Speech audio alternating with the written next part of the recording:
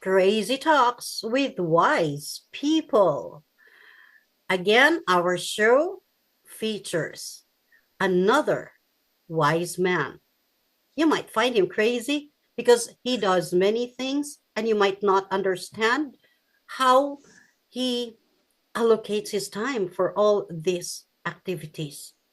But once you hear him speak, you'll understand how he's able to perform all these duties excellently. Well, when I saw his bio on LinkedIn, I was astounded because 8 years ago, or maybe 15 years ago, someone told me about Entertainment Village Roadshow, the success story behind this Village Roadshow. And when I saw his bio, I said, oh, now, after several years, I caught someone from this famous Entertainment Village Roadshow based in Queensland. I'm not going to give you more introductions about himself, but I would like him to speak about, his background as we go on with our interview.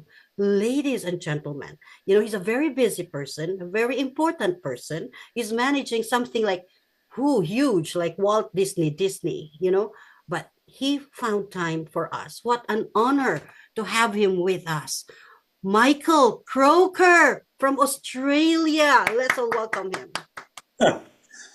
Angela, it's lovely to see you and be speaking with you. That was an incredible introduction, and I hope I live up to the expectations.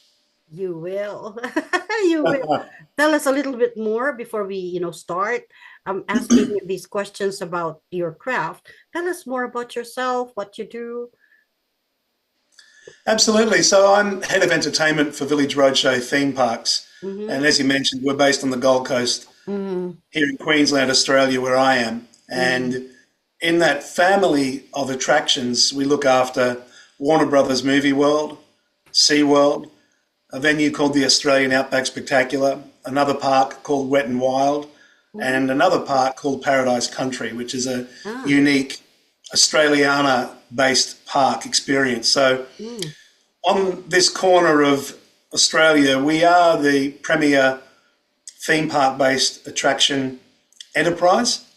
Mm-hmm. And together with my team, we have a little under 300 frontline performers, technicians, singers, dancers, actors, character suit performers, and stunt drivers, water skiers, who kind of make up the entertainment mix. So we have two layers of business across the parks that we oversee. The first layer is what we call normal day trade, so the guest experience 7 days a week. And then we have our major event calendar, which sits on top of that. So through the year, we have a series of large-scale event activations that we do in each park. We do a thing called Fright Nights, which is where we turn Warner Brothers Movie World into a Halloween theme, and there's mazes and horror themes drawn out of film genre. And then in December, we do White Christmas as an annual event where it's snow falling and it's all about family. And there's a series of these events right through the year. So all year we're either in pre-production, event run, or post-production debrief while we manage our day trade. So it's never boring. And the exciting part of it is there's so much going on. And we're a small boutique team, so that keeps us unified. We're not so big that there's opportunities for people to miss things or feel disconnected. So a boutique team that I'm very happily a part of. And I've been in theme parks since I was 18. I'm now 55 and it's been a wonderful industry. I still feel as passionate about it in 2025 as I was in 1988 when I first entered it. When you It's first a wonderful entered. industry. Oh, So wow. that's the long answer about what I do currently. And outside of the theme parks, I work as a communication coach, and I've been doing that for almost a decade now. And that's just working with people from all backgrounds and all ages, helping them essentially find their voice and overcome unnecessary anxiety and self-doubt around being more comfortable under their skin and owning their voice, owning their message without having layers of fear or anxiety to have to push through. So that's always been a very big passion of mine. So between those two things, life is very full. Okay, may we set another time, just a dedicated interview about your coaching, because that is another interesting attribute of yours or another endeavor that the humanity needs during this time. But for now, let me ask you what inspired you. You know, you've been there since you were a teenager. Well, now you're still a teenager, but what inspired you to pursue a career in entertainment directing? I think it began as a younger person. I was always attracted to the idea of entertaining people and through entertainment, creating connection and engagement. So as a young boy, I came from a military family. Mm-hmm. My father was a warrant officer and my mother was an officer also that had met my dad in the force. And I think there was an idea that I might follow those footsteps. But Mm-hmm. I quickly kind of moved in another direction. While Dad was talking about the armed services, I was painting and drawing and wanting to do community theatre and community radio, any kind of form of artistic expression. Mm-hmm. And so I was always there from a young age. And I think the child in us is always there. I think there's a part of us that stays eternally young. Our exterior ages and becomes worn with experience and time. But I think there's a part of us that remains forever youthful. And I've been very lucky over the years I've been in this industry to be reminded of that. Where I am right now inside the administration building, I say to my team, I call this building the what. So this is the what we need to do. Mm-hmm. Budgets, boardrooms, strategies, marketing, sales, ticketing. It goes on and on and on. Concept development, creative development. So it's the what. And what's terrific about this workplace is if you need to take a break for 5 minutes and just remember your why, you can leave this building and walk a few hundred metres into a theme park and see families smiling, children having memories get created, characters moving across the street, joy. Yeah. And I will still do that to this day, take a park walk, and I tell my team, that's the why. So if the what becomes overwhelming and overbearing and you start to question your enthusiasm and your passion to continue to do the what you need to do, you have to remind yourself of the why. The why. And the why in this workplace is just a small walk. Right. And Yeah. I think the thing that's kept me in this industry for so long is recognizing even now, I know why I'm in it. So because I know why I'm in it, I'm okay to do what I need to do to remain in it. And life or work is pretty unfulfilling if you're only doing the what and never connected to the why in the first place.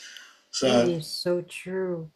mm, And you're so fortunate or blessed that you were able to find your why way back when you were 18. yeah. And Wow. look, it wasn't easy. I had a chat with a young man today who works for us. He's about to turn 30 and he's pursuing an acting life and a performer's life. And I try and connect with the team at the front line as often as I can, just to find out who's in the team and what are their goals and where are they at. And we just spent 15 minutes together, and he himself said that same thing, that, and I'll paraphrase, that the creative life is a challenging life because it is filled with uncertainty. But it's the life that he knows he's here to live. It's his why. And as I said to him earlier today, hold on to that, because many people will tell you finding a job that you don't like and working with people that you can't stand is a life well lived. And the opposite is true.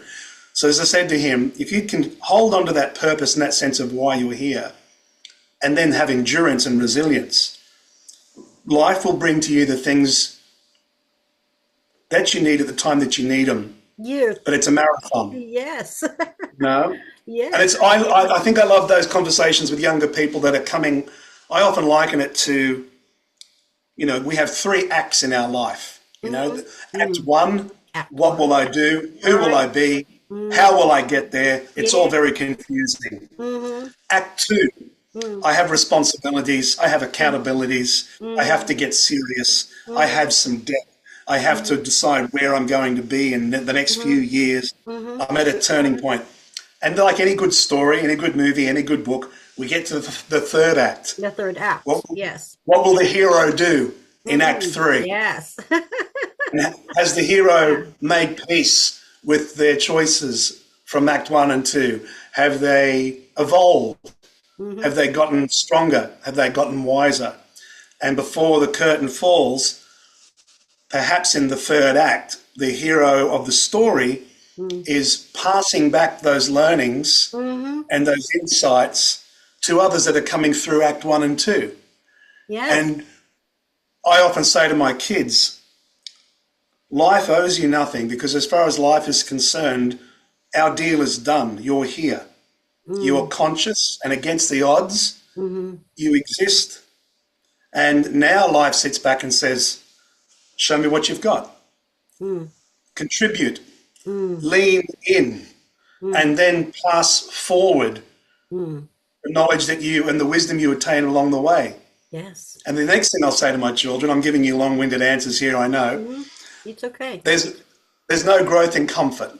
Mm-hmm. And for a creative life, you Mm-hmm. have to be prepared to move into any kind of career will do this for you, but you're better to follow the path of purpose rather than the path of expectation from others, Correct. So, You're right. Mm-hmm. because each path will bring obstacles and challenges, but there's Mm-hmm. very little opportunity for passion if it's a path you believe you're obliged to be on rather than the path you know you should be on. Mm-hmm. So it's much easier to have more enthusiasm when you know you're meant to be on the path you're on. But I'll Mm-hmm. say to my kids, that there's no growth in comfort. And comfort is seductive because it feels like a warm blanket. I don't really have to do much. I could kind of just sit here. And then the danger of that is there's no growth. Yeah. So the growth comes through the adversity. The growth and the Right. wisdom and the resilience building comes through the obstacles and moving through the challenges. That's where the wisdom is. So Correct. I'm often saying again, you've got to lean in. You have to lean into life and you have to contribute to it in order for it to return favor to you, you know? Yes. You were saying about act of life. It reminded me of my like university literature, where every act um before the climax, there's always a conflict. That's what I was thinking about. So what were your conflicts, and what is your what were some of the biggest challenges you faced? We call that in story conflict that you faced early in your career that led you to your climax. A lot of it in the early days was my youth. Mm, I I was seen as too young to mm, possibly be able to contribute to the ambitions that I had. mm. And I was very fortunate. I've had some good mentors along the way Good mentors, who yes. Mm, who allowed me the opportunity that I could show what I was capable of. So again, I'll often say, and it's this line has been around for a long time. It's not mine, but the idea of in the absence of opportunity, create opportunity. And I always had that idea as a young man. I was always fairly bold in presenting myself to the door of opportunity. And, often that door would close in your face. And often it would close because there was this idea of, you're very young, you haven't done anything, you haven't really got credits here to demonstrate why we would put you at the table. But I would go away and I would do the work and I would persist. So that was an early challenge, was kind of getting over this idea that I might be too young. But I had a couple of good mentors that saw something in me and gave mm. me an opportunity. And once that opportunity Mentors, opened yeah. up, I seized it at Mm, every junction. And mm, while it was never easy, it's not meant to be easy either. So mm, mm, that leaning in and that adverse situation that would come my way at different junctions would grow me. And then the stronger you get by repeating that process, the easier it gets to have more endurance to persist. Mm, I'm always saying to my children, be forward facing mm, in life. mm. Where do I need to be? How do I get there? Where's my tribe? Where are the like-minded people that I can build a cohort with Yes, and yes, share ideas yes. and strengthen a network of Mm-hmm. like-minded Of people. like-minded people. And if I can do that, Mm, yeah, build a cohort of believers. I think every human being is. I think of mm. people as frequencies. We've all got. Correct. Mm-hmm. We all bring relative energy into any situation, You're and right. there are people that will move and operate at a high frequency, some at a moderate, others at a low. Can you read Sometimes you frequencies? absolutely. Mm, You're saying, can you read frequencies? yes. I think absolutely you can if you're paying attention. And once you know what yours is too, you can tune into that, and it's much easier to see a like-minded soul. And it took me a long time to kind of really appreciate the importance of a network or a cohort Mm. or a group of believers around you. But that's key. Yeah, oh, I so agree with you. I so agree. With Christians, they call reading of frequencies discernment, but it's Mm, the same as, they just differ in terminologies. But yes, I can see it because you're an artist, and artists are very much keen to frequencies, to visions, and to the dynamism of life. And they yeah, are very proactive visionaries, perfect people to be with, especially if you're establishing some ambitious projects. yeah. Well, it's funny you should say that. I was saying to someone this Mm, week, the biggest challenge for me in this role was learning to walk the tightrope of art and commerce mm-mm. because I realize if I'm going to sit in a boardroom and have a voice at that table, it can't just be art for art's sake and creativity. Mhm. It has to be with a tightrope walk of being able to pivot into the commercial aspect of the creative process so that I can talk with chief financial officers and have a Yeah. robust discussion about the commercial aspects of a creative intention. But as a young man, for the longest time in the boardroom, there was a period there I was referred to as the kid because I had this very ideological, slightly naive worldview that creative integrity was what it's all about and artistic integrity is what it's all about. But I had some good mentors who would, let me do those monologues and then politely call me aside and remind me that it's like a set of scales, Michael, in order to be successful. And you need to be equally weighted on your creativity as you are on your commercial awareness. Yes, commercial awareness.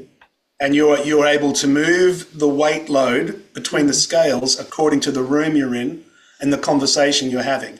If you're talking to creatives and you need to heavily weight that chat and we're playing in a big toy box about wouldn't it be great if, you need to be able to do that. But then you also need to know, can I pivot now and be in a room with black and white thinking that is more about the financial structure of a well-intended idea? Can I have awareness about the return on investment levers that need to be pulled for that creative ambition to work? So that was a big challenge for me as a younger man too, because the best way to have learned how to navigate that landscape was to go through it and to sometimes misfire Yeah, and then have good mentorship around me to help me mentor is reset. important. You're right. Yeah, You know, adding value earns your value. yeah, Yeah, love adding that. value earns your value. That is actually true. Um, Having mentors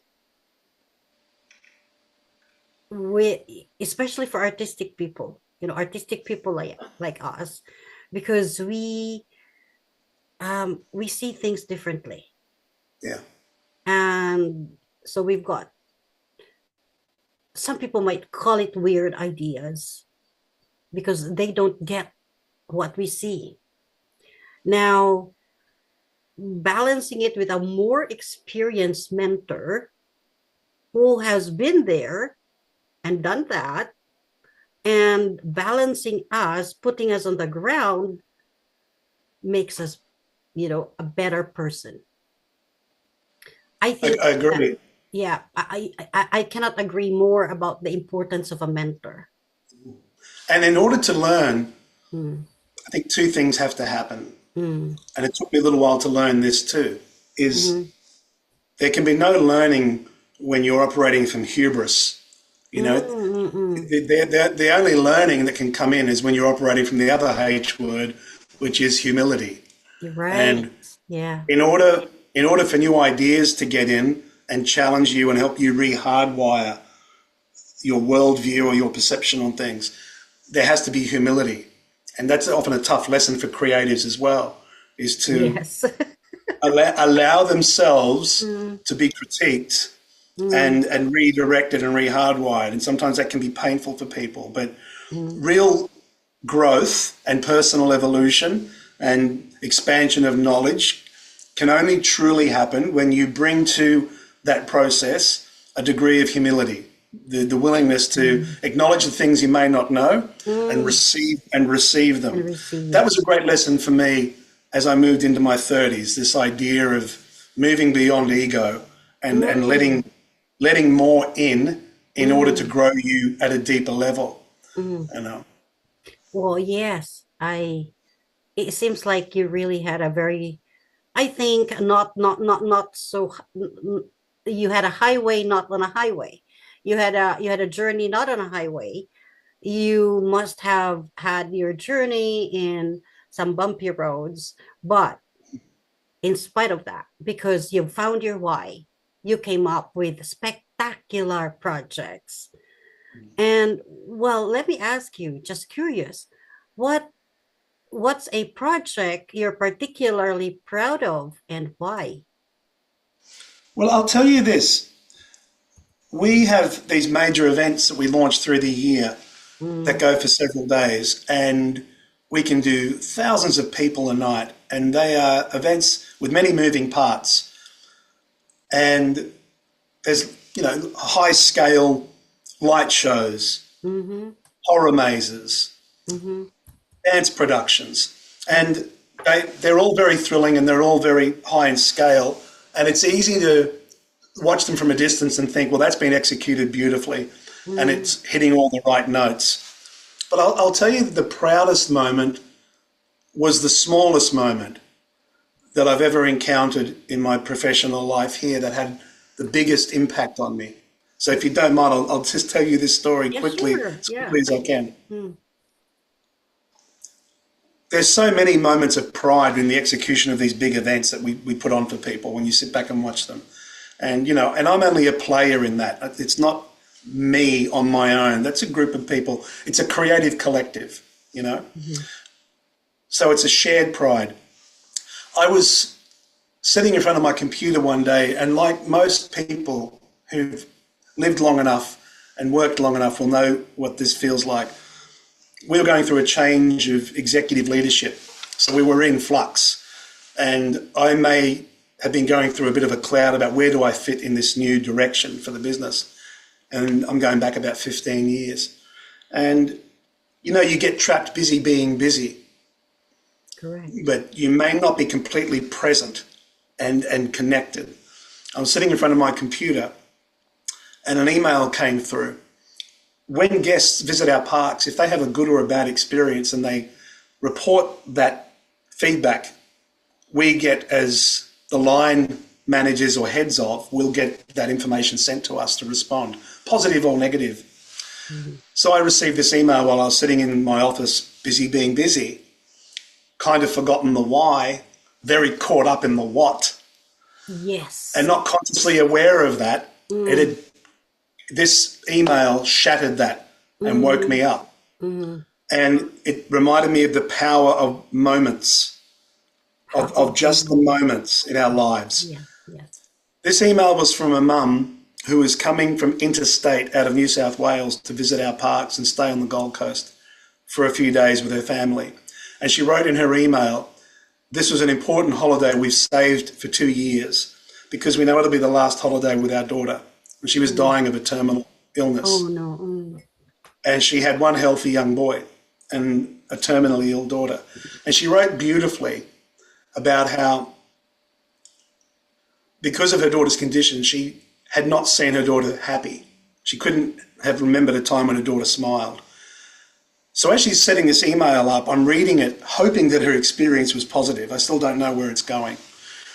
And then she writes about entering Warner Brothers Movie World, where I am, with her husband, her daughter in her arms, and her young son with her husband. They made their way down our main street, which opens up into an entertainment precinct.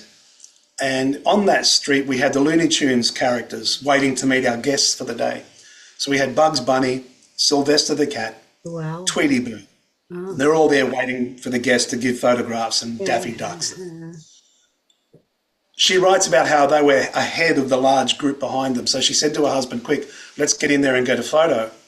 She's holding her daughter, and one of our performers who's playing Sylvester the Cat on the street looks over and notices them. And she writes about how he gestured, "Come over," and then he made cradle arms. "Come over." As she wrote about, "I think he's asking me to hand my daughter over. Do I do that? She's not well. I don't know if I should." But she says, "I finally decided I would hand my daughter across." She hands her daughter across. Her husband steps back for the photograph. Her son comes in. As they go to take the photograph, she writes about how her daughter's body went limp. And she laid back into Sylvester's arms and she looked up at him. And her eyes widened and she smiled. And they got the photograph. And she wrote in her email, "Long after our little girl is gone, we have that moment with thanks to what you and your people do every day." And that, I swear to you, it moved me to tears. It was like a eureka moment you see in the movies. I went and printed it off the printer. And I read it. I took it into that afternoon into our green room area where our team get ready to perform the final parade of the day. So in that room, you'll see Wonder Woman and Batman and the Looney Tunes all getting ready. I checked the roster. I found the young man who was the performer that day. His name was Chris. He was working the same day I got the email. I read him and the team the email. He was weeping. And I thanked him. This is a frontline team member.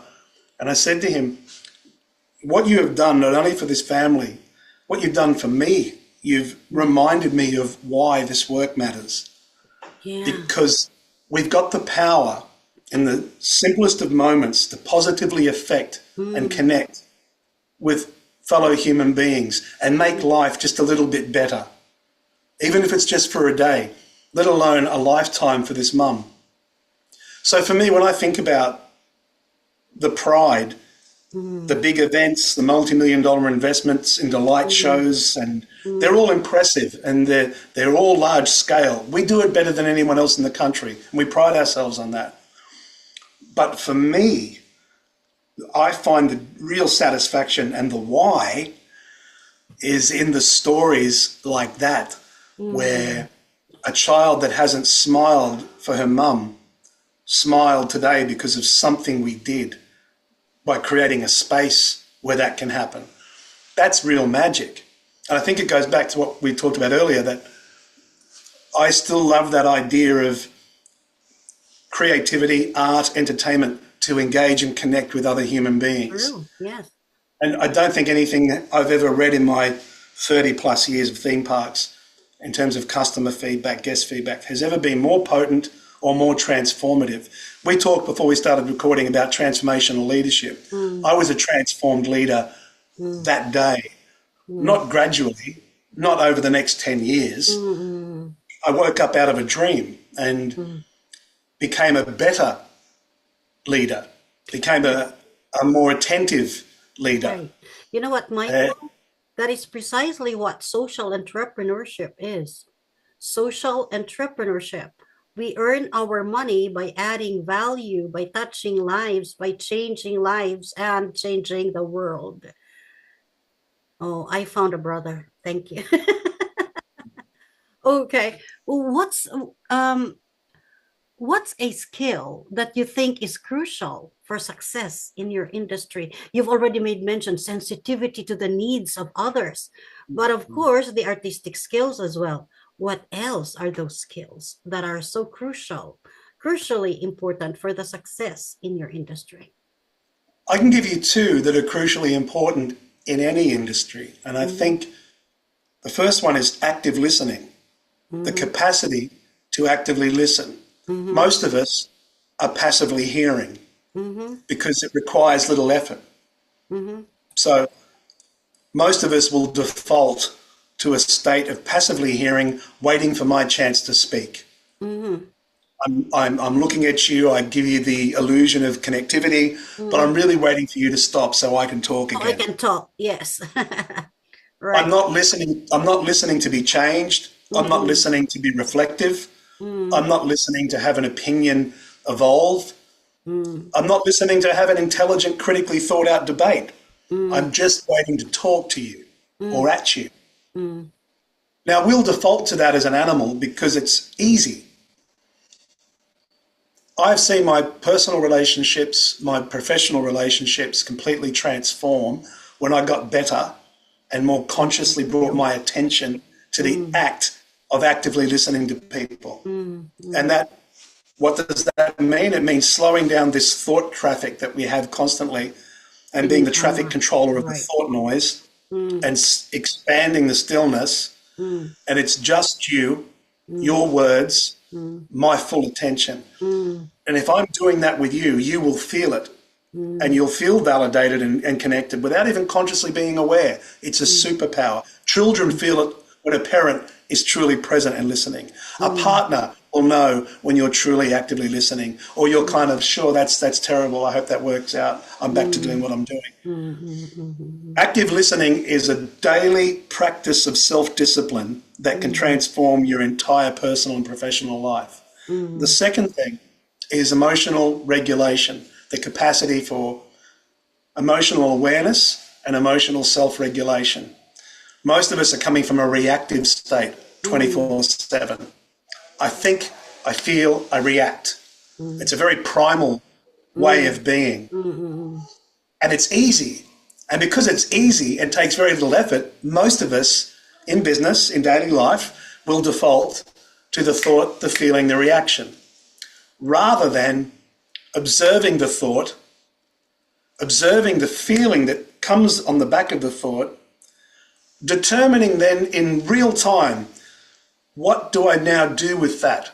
How do I respond? Rather, how do I react? The first quarter of my life, you don't know what you know until suddenly you know it.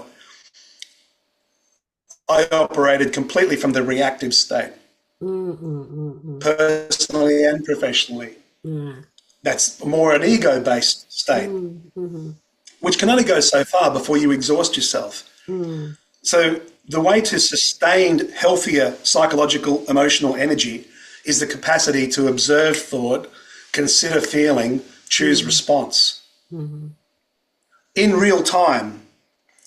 So, I would say there's two things active listening, number one, right next to that is the capacity for emotional awareness, emotional intelligence, the capacity for emotional regulation. When you get those mm. two things going, they are transformative in every aspect of your entire being. I'm not suggesting for a minute that I'm perfect at those things. We're all perfectly Yeah, imperfect as an animal. yes, yes, it's true, it's But true. but but the point I think of being in the world and aging in the world, I believe, is to let's try and be a slightly improved version of the person we were 12 months ago and being on some kind of trajectory of personal evolution. And if that means more empathy, more capacity to listen, more Mm-hmm, capacity for responsive mm-hmm, approaches to situations and less reactive, they're mm-hmm. good places to start. Mm. You're talking about intentionality here. Mhm. We have to lay down everything and forget everything if we're speaking with a person. And that is when real communication happens. Were you trained by you as a head of an entertainment, in a huge entertainment industry? Were you trained by the Entertainment Village Roadshow theme parks to be what you are now as a leader? Yeah, I guess it was a bit of a mixed bag for me. I was a mature age student. I did my master's in my 40s and put Okay. myself through that process and Mm-hmm. went to university. Mm-hmm. I I decided to read a lot. I would seek out knowledge. Yes. You know, Mm-hmm. I remember being a young man and reading Dan Goleman's Mm-hmm. Emotional Intelligence, and Mm-hmm. then Dan Goleman's other book, which I still recommend to people to this day, called The New Leaders. Mm-hmm. And that book, as a young man in my early 30s, just unlocked my brain. I then equally was reading a lot of Dr. Wayne Dyer. He's got a wonderful Ah, work. He's got a book called he has a book called The Power of Intention. yeah. That's a Wayne power. Dyer. I That's a like wonderful him. book. Yeah. So I was a seeker looking to find better ways to be more efficient, more evolved, and be the kind of leader I'd like to be led by or be associated with. Mm, And I don't think in the early years I really had a good understanding of that. So, you kind of model yourself on your immediate leaders as a younger person because right. they seem to be the North Star for Yeah. better and for worse. Mm-hmm. And the more I became aware of there has to be more efficient, effective ways to operate the business, to Mm-hmm. deal with people Mm-hmm. in a way that I still have abundant emotional and psychological energy for my family, for Mm-hmm. my friends, rather Mm-hmm. than I often describe we've got a tank of emotional fuel in our heart, we've got a tank of psychological energy in our mind for a day. Mm-hmm. And most of us just turn the dials to 10 Mm-hmm. and spend it through the day. Mm-hmm. And I was guilty of this. So Mm-hmm. in the day, everybody gets the best of you. And then Mm-hmm. when you go home, the people that love you the most, they Mm. get the rest of you. They get the rest of you, So the worst of you, yeah, they get the rest. or the worst of Sometimes, you. because often at the bottom of a tank, when the tank is empty, it's Mm. just the silt. You're It's the right. stuff that's not so Mhm. clean. Well And said. sometimes the Mhm. people that are waiting for Well you, said. who Yeah. love you the most, Yeah. end up getting that. And I was very Yeah. much in that trap as a younger man. And I realized there has to be a way to self regulate the emotional and psychological fuel Mm-hmm. that I can have enough for them when I get home and for Mm. me, self care. And so I've often thought about this idea of managing dials on the heart and dials on the mind, not Mm. leaving everything on 10, Mm. recognizing I'm in a situation now that is all about heart. Let's Mm. turn that up to 10 and give that child, that person, Mm. all of that.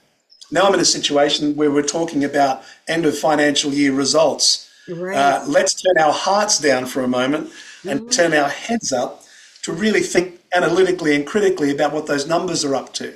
So Mm. if we can gear, Right. again, that's that self-awareness, Mm. self-regulation. If we Mm. can Mm. gear between the two, Mm-hmm. we can tap into more abundant energy Yes. to do more, Yeah. to follow the pursuits of our passions outside of Right. work, Yes. to not be limited to this single thing that we think we're meant to be. Mm-hmm. Mm-hmm. I can't agree more.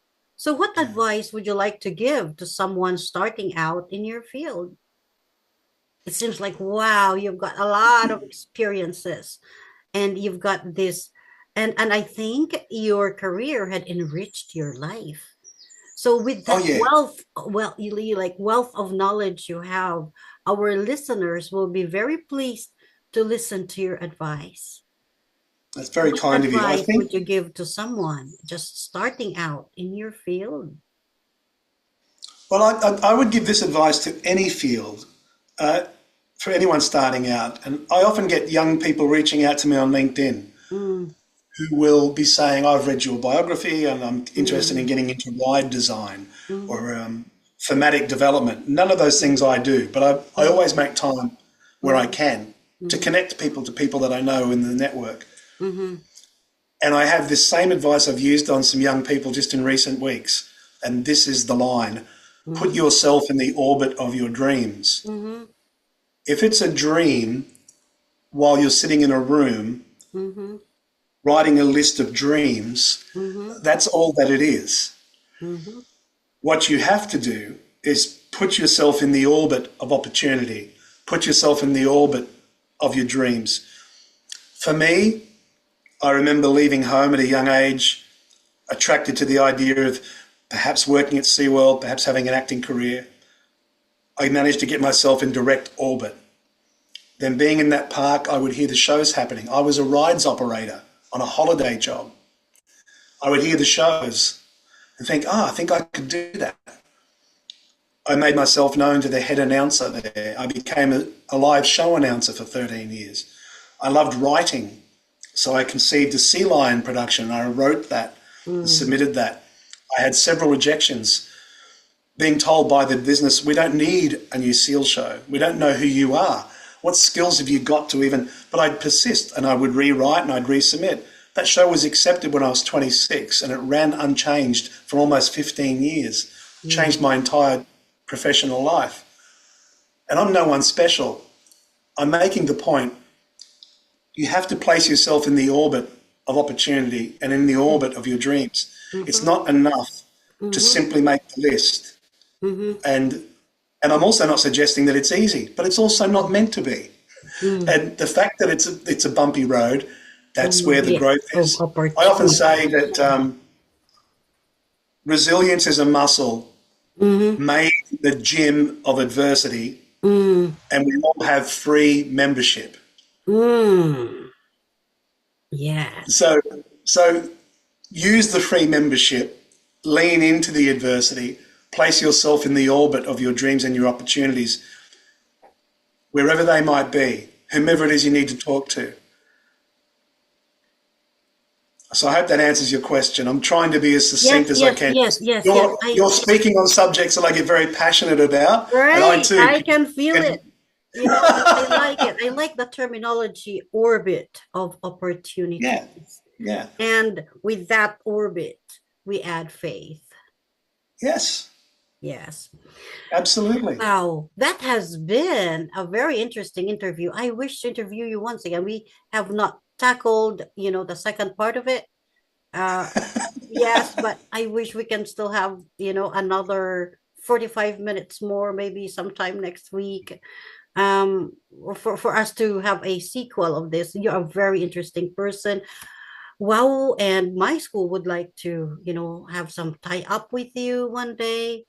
And I can see a lot of opportunities, working together.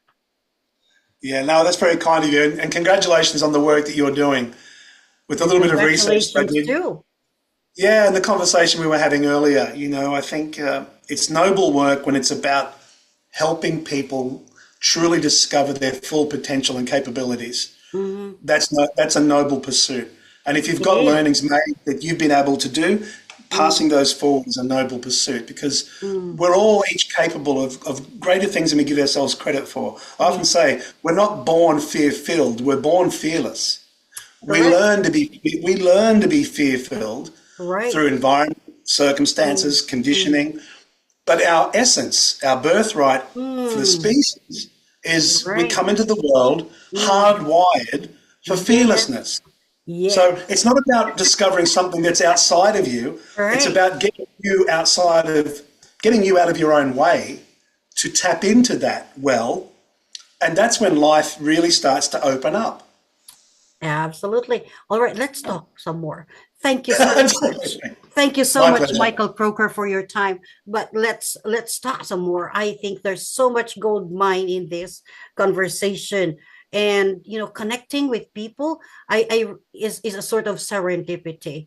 It's I call it a spiritual happenstance. And it's not by coincidence that we connect. One way or another, we might complete a person's puzzle. Nice. Thank you, Michael Croker. We are so honored to have you. Thank you so Been my much. pleasure. Thank Bye you. for now, my friends. Crazy Talks with wise people. There you go. Another wise person. Bye for now. Thank you, Angela. Um, right. How do I end this meeting?